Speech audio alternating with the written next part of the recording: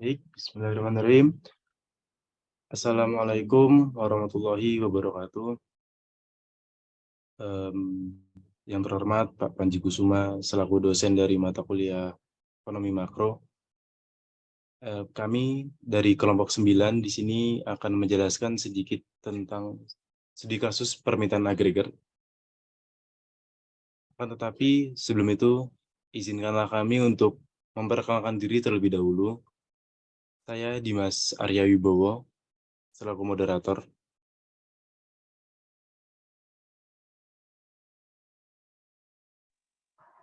Saya Nugroho Saifi. Sari.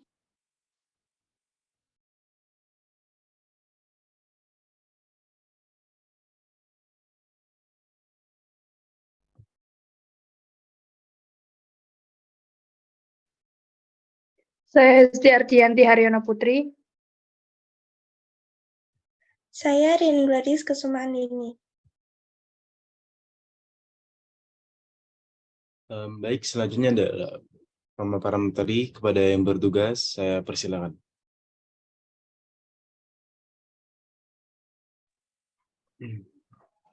Ya, definisi dalam ekonomi makro, permintaan agregat atau permintaan akhir domestik adalah permintaan total untuk barang dan jasa akhir dalam suatu perekonomian pada waktu tertentu.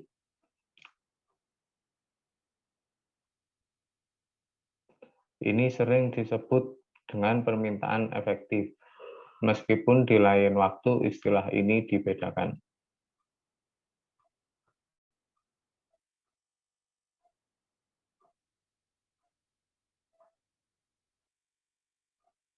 Permintaan agregat dinyatakan dengan sebagai jumlah total uang yang dipertukarkan untuk barang dan jasa tersebut pada tingkat harga dan titik waktu tertentu. Permintaan agregat dalam jangka panjang sama dengan produk domestik bruto atau PDB, karena kedua metrik dihitung dengan cara yang sama. PDB mewakili jumlah total barang dan jasa yang diproduksi dalam suatu perekonomian, sementara permintaan agregat adalah permintaan atau keinginan untuk barang tersebut. Sebagai hasil dari metode perhitungan yang sama, permintaan agregat dan PDB meningkat atau menurun secara bersamaan.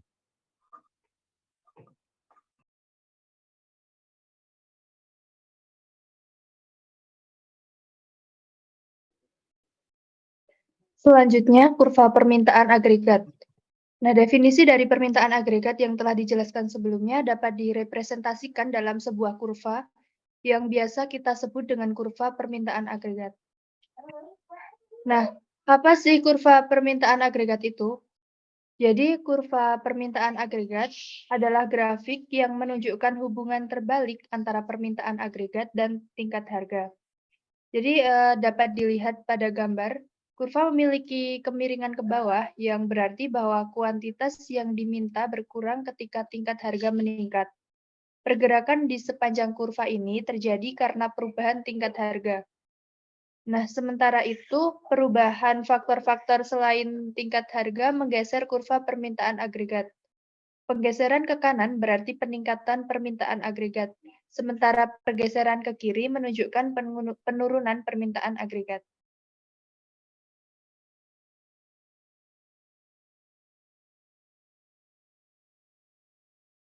Baik, selanjutnya adalah contoh dari studi kasus. Kebijakan pembatasan berskala besar tiba-tiba diterapkan oleh negara-negara di seluruh dunia, termasuk di Indonesia, untuk mencegah penyebaran pandemi coronavirus disease 2019 atau yang biasa disebut dengan COVID-19. Dampak ekonomi dengan memperhatikan evolusi penyakit sangat tidak pasti, mengakibatkan sulitnya membuat kebijakan untuk merumuskan respon kebijakan makroekonomi yang tepat. Kondisi ini membuat kegiatan produksi menurun. Bahkan ada beberapa sektor yang mengalami pemberhentian, sehingga terjadilah supply shock dan juga demand shock secara bersamaan. Baik, selanjutnya adalah saat sektor manufaktur hulu hilir berdampak pada pengaruh cukup signifikan terhadap sektor lainnya.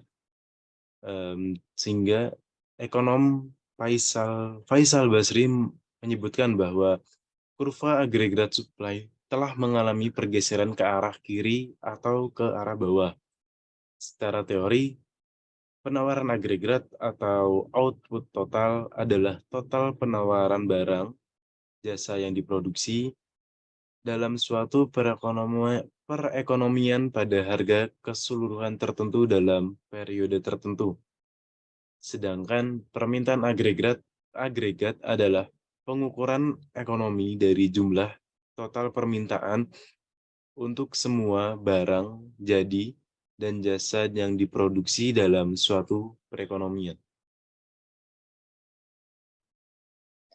Oke, selanjutnya yaitu sama dengan PDB, dalam jangka panjang, setelah disesuaikan dengan tingkat harga, permintaan agregat juga terdiri dari semua barang konsumsi, barang modal, yaitu pabrik dan peralatan, ekspor, impor, dan program pengeluaran pemerintah.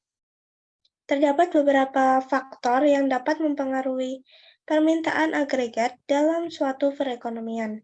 Yang pertama itu perubahan suku bunga, kedua pendapatan dan kekayaan, ketiga perubahan ekspektasi inflasi, dan keempat perubahan nilai tukar mata uang. Jadi suatu kondisi dalam ekonomi itu akan mempengaruhi permintaan agregat baik berasal dari dalam negeri ataupun internasional. Next.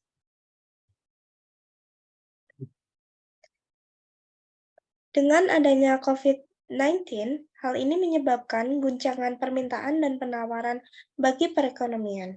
Dari sisi permintaan, perlambatan ekonomi Tiongkok dan global akan berdampak pada perekonomian Indonesia melalui penurunan harga komoditas dan permintaan barang tambang. Dan dari sisi penawaran, terganggunya perekonomian Tiongkok akan mengakibatkan kekurangan suku cadang dan komponen, serta barang modal yang dibutuhkan oleh banyak negara termasuk Indonesia.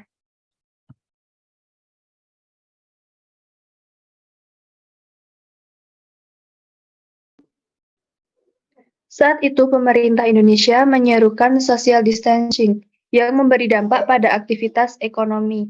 Ini akan penurunan permintaan dan gangguan produksi. Jika hal itu terjadi, maka stimulus fiskal dan ekspansi moneter yang tujuannya untuk memperkuat permintaan agregat tidak akan efektif sepenuhnya.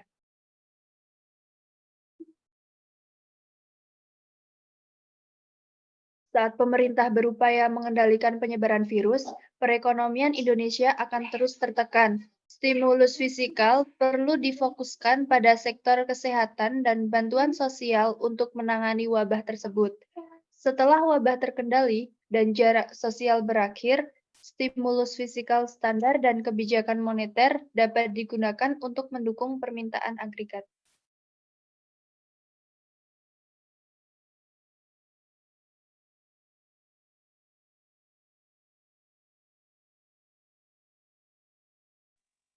Selanjutnya yaitu kesimpulan dari studi kasus. Ekonom Faisal Basri menyebutkan bahwa kurva agregat supply telah mengalami pergeseran ke arah kiri atau ke bawah. Saat itu pemerintah Indonesia menyerukan social distancing yang memberi dampak pada penurunan permintaan dan gangguan produksi yang berakibat pada permintaan agregat tidak efektif. Terjadilah supply shock dan demand shock secara bersamaan. Setelah wabah terkendali, stimulus fiskal standar dan kebijakan moneter dapat digunakan untuk mendukung permintaan agregat.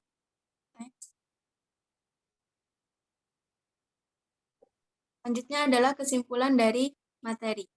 Penawaran agregat atau output total adalah penawaran barang jasa pada harga agregat pada periode tertentu. Sedangkan permintaan agregat adalah jumlah total permintaan untuk semua barang jadi dan jasa yang diproduksi dalam suatu perekonomian. Adanya pandemi COVID-19 membuat perekonomian di dunia menurun, terutama di Indonesia. Hal tersebut tentu mempengaruhi agregat supply dan demand supply yang merugikan produsen dan konsumen.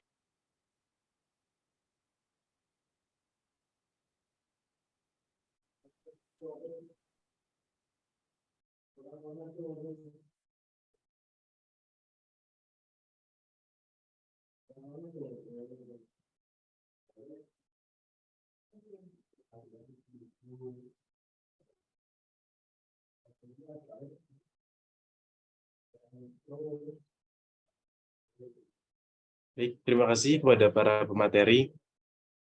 Selanjutnya adalah tanggapan dari masing-masing individu kepada yang dapat materi pertama. Saya persilakan. Ya, terima kasih. Di sini saya akan menyampaikan tanggapan dari materi tadi. Bisa saya ambil kesimpulan yang pertama adalah permintaan agregat adalah pengukuran ekonomi dari jumlah total permintaan untuk semua barang jadi dan jasa yang diproduksi dalam suatu perekonomian. Yang kedua, permintaan agregat dinyatakan sebagai jumlah total uang yang dipertukarkan untuk barang jasa tersebut pada tingkat harga dan waktu tertentu. Yang ketiga adalah dalam jangka panjang permintaan agregat sama dengan PDB. Lalu PDB mewakili jumlah total barang dan jasa yang diproduksi dalam suatu perekonomian. Yang terakhir adalah secara teknis permintaan agregat sama dengan PDB dalam jangka panjang setelah disesuaikan dengan tingkat harga karena permintaan agregat jangka pendek mengukur output total untuk tingkat harga nominal tunggal. Terima kasih.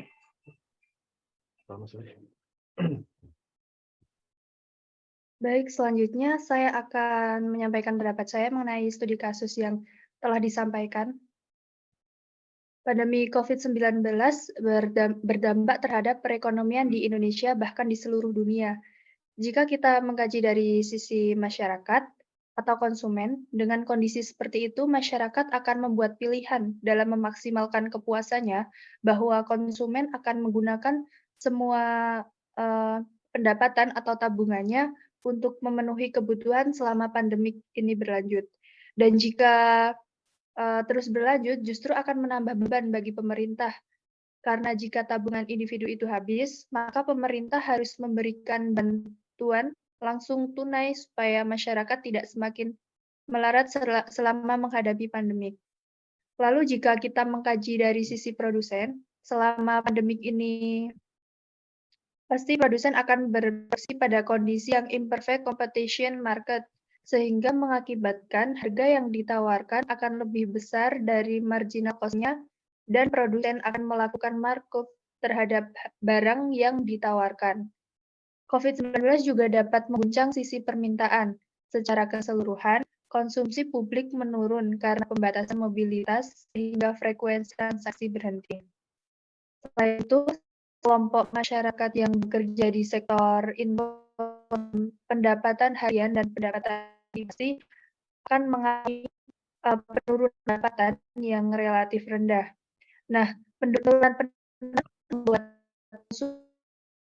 masyarakat di sektor yang menurun akan mendorong kontraksi di permintaan.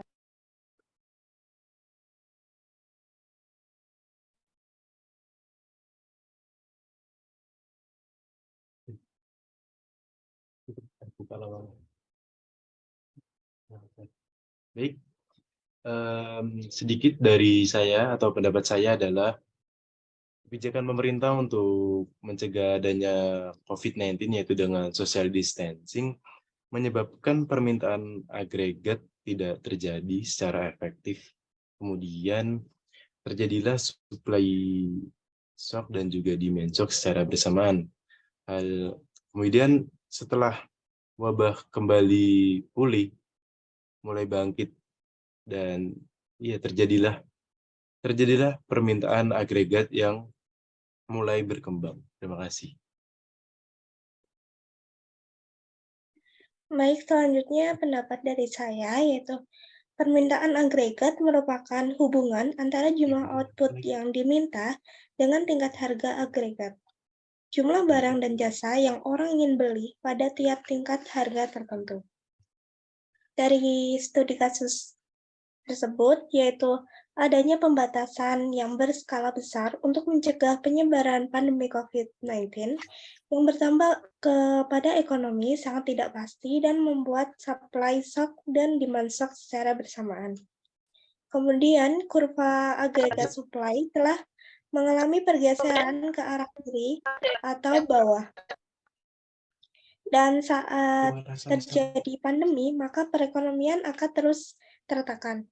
Dan saat pemerintah berupaya mengendalikan COVID-19 dan setelah terkendali, maka kebijakan moneter dapat digunakan untuk mendukung permintaan agregat ini semakin meningkat.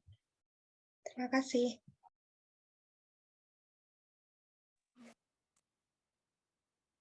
Pendapat dari saya yaitu mengenai kasus ini, pandemi COVID-19 membuat pemerintah Indonesia menerapkan pembatasan gerak masyarakat yang bertujuan untuk meminimalisir penyebaran virus COVID-19. Namun, kebijakan tersebut memiliki dampak negatif, yaitu kegiatan produksi serta permintaan agregat di Indonesia menurun. Karena pembatasan gerak masyarakat tersebut membuat stimulus fiskal dan ekspansi moneter tidak efektif sepenuhnya, sebagaimana mereka dapat memperkuat permintaan agregat. Oleh karena itu, keputusan pemerintah Indonesia untuk membuat atau menyesuaikan kebijakan fiskalnya agar sesuai dengan situasi pandemi COVID-19 sudah sangat tepat.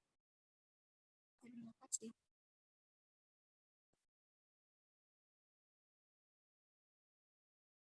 Baik, terima kasih kepada para pemateri atas kerjasamanya dan juga terima kasih atas audiens, atas perhatiannya. Kurang lebihnya kami mohon maaf. Kami akhiri. Wassalamualaikum warahmatullahi wabarakatuh.